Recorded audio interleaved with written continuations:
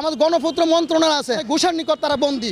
আজকে আমরা বাংলাদেশের যখন ভূমিকম্প আর্থকুইক দেখলাম, earthquake means one kind of origin of the soil, when any of the matters soil যে আছে যে মৃত্তিকা, সয়েলের সম্পর্কে, মাটি সম্পর্কে, মৃত্তিকা সম্পর্কে একটা গবেষণাগার বাংলাদেশে আছে এবং সেইখানে বাংলাদেশের প্রায় 5 লক্ষ মানুষ সেখানে কর্মরত কাজ করে। সেই মানুষগুলা তারা জানে না যে আসলে they are not to knowledge capability about soil test.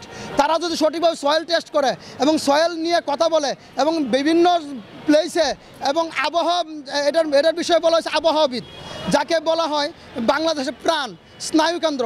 আজকে আবহাওয়াবিদরা যারা আছে তারা কিন্তু এই বিষয়ে কোনো কথা বলতেছে না, বিকজ দে আর নেগলিজেন্সি এবং তারা ঘন্টায় ঘন্টায় every hour they are thinking that's matter. তারা ডিসক্লোজ করবে গভর্নমেন্টের নিকট, যে একটা সুষ্ঠু জবাবদিহিতামূলক সরকারের নিকট তারা জবাবদিহিতা করতে কম ফেল। যেহেতু as regard of Bangladesh penal কোডের 21 সেকশনে তারা সরকারি চাকরি করে, they are compound, they are bounded that to produce as a report. আবহাওয়া যে অফিস তারা সকলেই জনগণের কাছে বন্দী, জনগণের কথা শুনতে বাধ্য।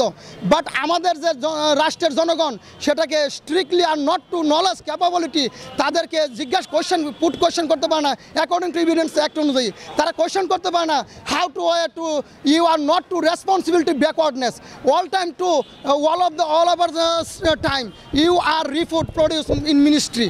আমরা প্রত্যেক ক্ষেত্রে আমাদের গণপূর্ত মন্ত্রণালয় আছে, আমাদের মন্ত্রণালয়গুলো যদি মিনিস্ট্রি যারা responsibility they are very capability, they are Bangladesh civil service প্রশাসনের ব্যক্তি, তারা টপ টু বটম অল ব্রাইবের নিকট মানে ঘুষের নিকট তারা বন্দী।